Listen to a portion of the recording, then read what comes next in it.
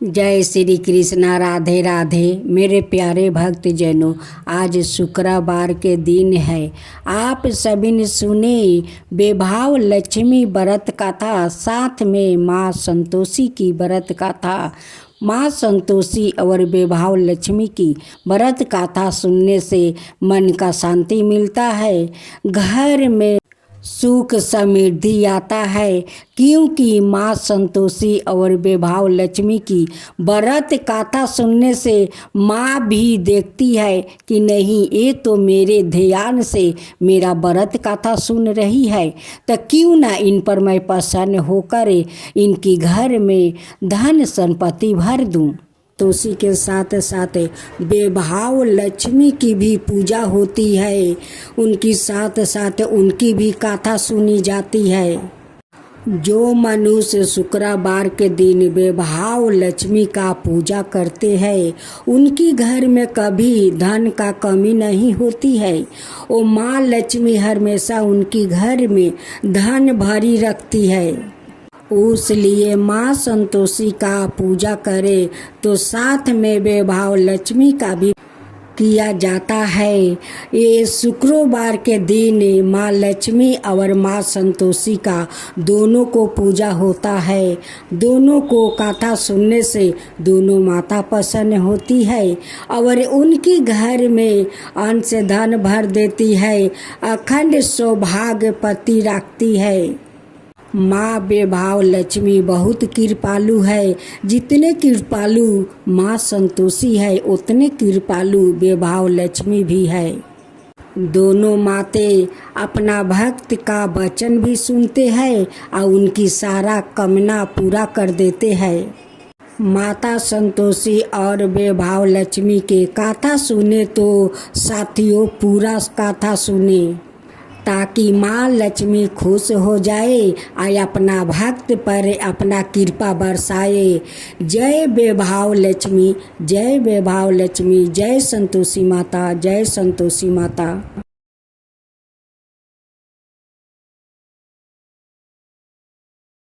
भक्तजनों, आज आप सुने माँ बेभाव लक्ष्मी की व्रत कथा। शुक्रवार का दिन माँ बेभाव लक्ष्मी को समर्पित होता है। इस दिन माँ लक्ष्मी की पूजा अर्चना और व्रत किया जाता है। माना जाता है कि शुक्रवार के दिन विधि विधान से पूजा करने से माँ लक्ष्मी का आशीर्वाद प्राप्ति होता है और उनका साथ हमेशा बना रहता है।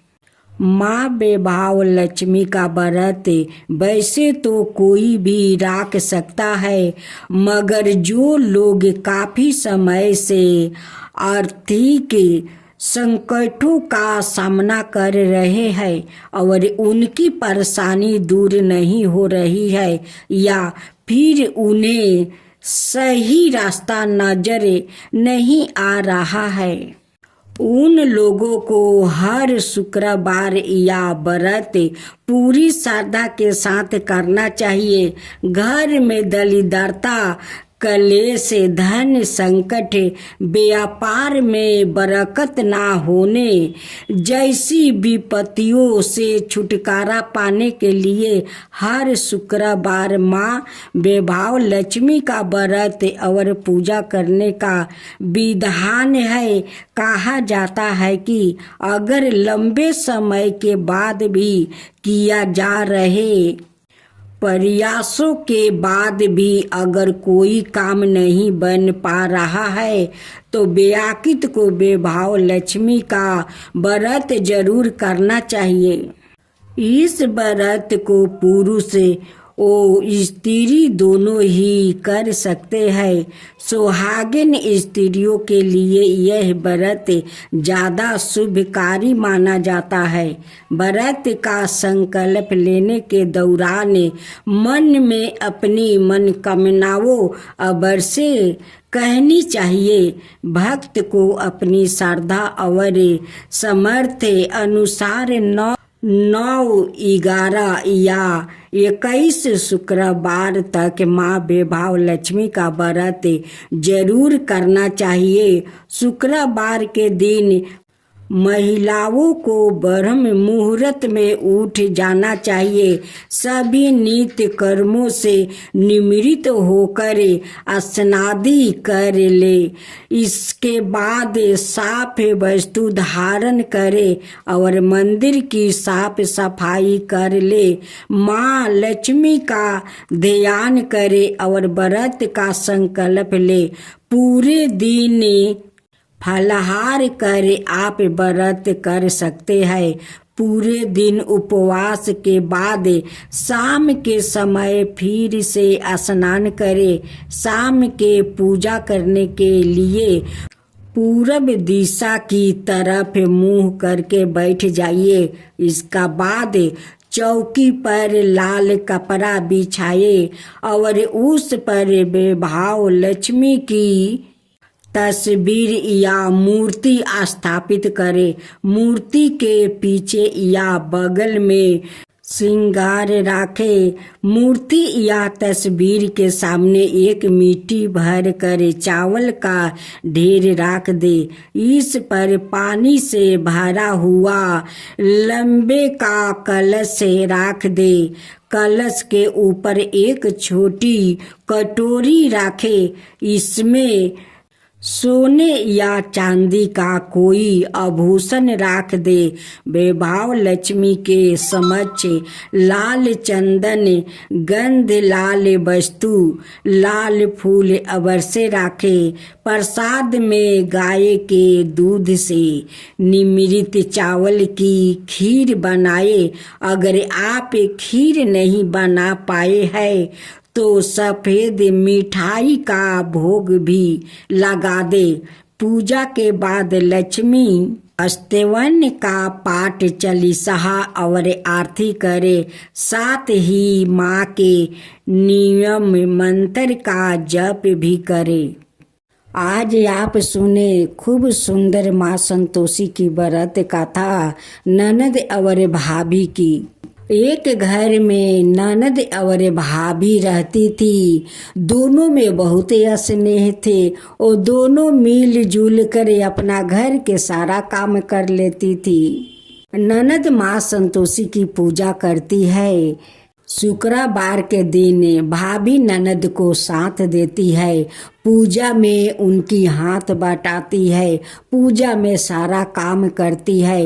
ननद भाभी में इतना स्नेह था, इतना स्नेह कि वो जो काम करती वो मिलजुल कर करती। लेकिन भाभी संतोषी माता का पूजा नहीं करती थी। उनकी ननद माँ संतोषी की पूजा करती है। उनकी ननद का नाम रोहिणी थी। रोहिणी की माँ कहती है कि रोहिणी, काल तो मामा का घर जाना है, तुझे जाना होगा।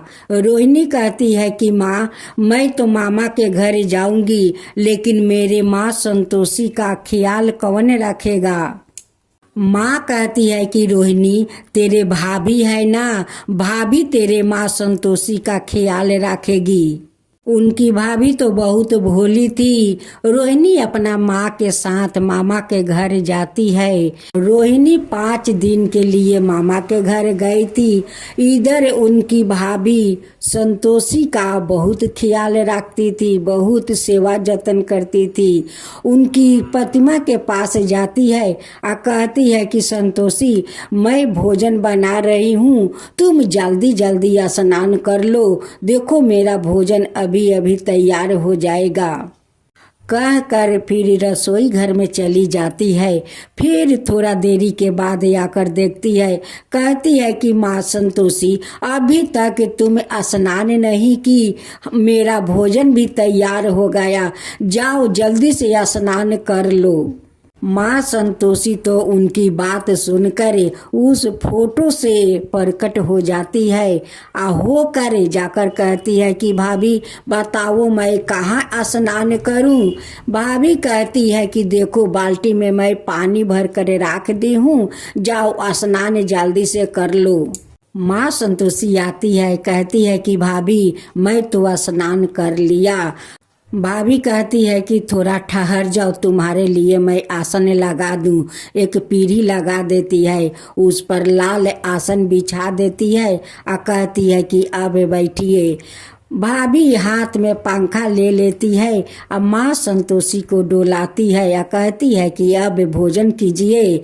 माँ संतोषी कहती है कि भाभी इतना पसंद से मेरे लिए भोजन बनाई हो तो अपना हाथ से मुझे भोजन खिला दो। कहती है कि ठीक है, दो मैं खिला देती हूँ। भाभी अपना हाथ से माँ संतोषी का भोजन खिलाती है।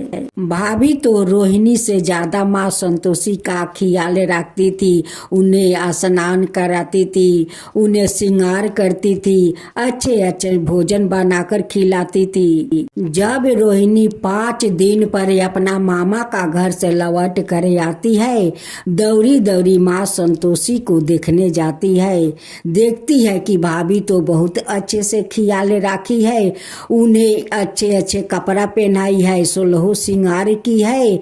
फिर भी रोहिणी अपना भाभी के पास जाती है, कहती है कि भाभी मेरे संतोषी का अच्छा से ख्याल राखी हो तो।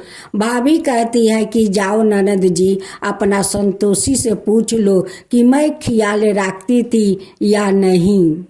मैं अपना हाथों से उन्हें रोज श्रृंगार करती थी, उन्हें अपना हाथों से भोजन खिलाती थी।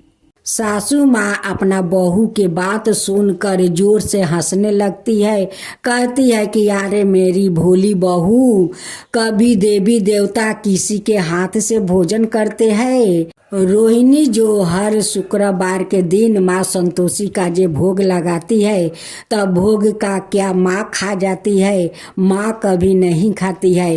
वो भोग पूजा के बाद उठाकर हम लोग सभी में बांट देते हैं। माँ कभी किसी को हाथ से खा सकती है?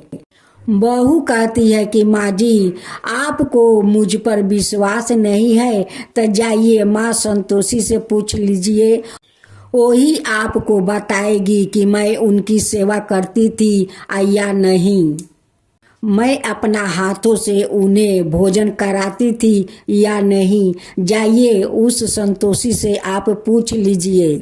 ननद कहती है कि भाभी तुम सच बोल रही हो। भाभी कहती है कि ननद जी, मैं क्या झूठ बोल रही हूँ, मैं सच बोलती हूँ। रोहिणी अपना माँ से कहती है कि माँ, लगता है भाभी झूठ नहीं बोलती है, वो सच बोलती है। वो सचमुच का संतोषी माता उनकी हाथ से भोजन करती थी। सासू माँ कहती है कि बहू तुम सच बोल रही हो।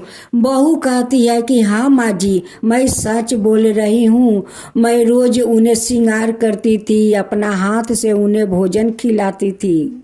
सासू माँ कहती है कि बहू अगर ऐसा बात है तो काल भी तुम संतोषी के जैसे 5 दिन श्रृंगार किया, 5 दिन अपना हाथ से भोजन खिलाई, काल भी अपना हाथ से खिलाओ। हम लोग माँ संतोषी का दर्शन करना चाहती हूँ। फिर उनकी भाभी सुबह उठती है, घर के काम कर लेती है, नहा धोआ कर संतोषी माता का पूजा कर लेती है। फिर उन्हें भोजन बनाने जाती है तो कहती है कि माँ संतोषी, आप जल्दी से स्नान कर लीजिए, मैं आपके लिए भोजन बनाने जा रही हूँ, आप देरी मत कीजिए। रोहिणी और उनकी माँ छुप कर देख रही थी कि देखती हूँ कि आज माँ संतोषी उनकी हाथ से भोजन करने आती है या नहीं। फिर भोजन बनाकर जाकर देखती है तो कहती है कि संतोषी अभी तक स्नान नहीं किया, भोजन तैयार हो गया है, जल्दी जल्दी स्नान कर लो। संतोषी अपना प्रतिमा से प्रकट होती है और कहती है कि भाभी मैं कहाँ स्नान करूं? कहती है कि वहीं पर बाल्टी में पानी भर दिया है, वहीं पर स्नान कर लो। संतोषी आती है, कहती है कि भाभी अब भोजन दो। कहती है कि ठहरो, पीढ़ी लगा देती है, उस पर आसन बिछा देती है और कहती है कि इस आसन पर बैठो। बैठ जाती है और वो पंखा डोलाने लगती है। कहती है संतोषी की भाभी आज भी अपना हाथ से मुझे भोजन खिला दो। अपना हाथ से भाभी माँ संतोषी का भोजन खिलाती है। उसी समय माँ बेटी वहाँ पर आ जाती है और दोनों माँ बेटी हाथ जोड़कर माँ संतोषी से क्षमा मांगती है।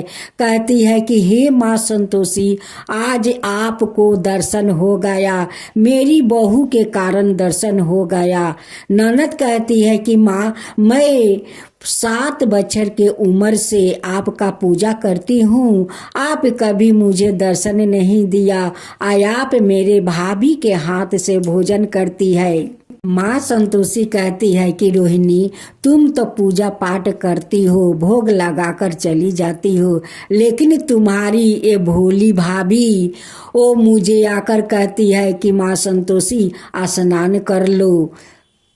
वो मेरे लिए भोजन बनाकर ले आती है, मेरे लिए पीढ़ी लगा देती है, उस पर आसन बिछा देती है, मुझे बैठा कर बड़ा प्यार से वो पंखा डोलाती है। कहती है कि अब आप भोजन कीजिए।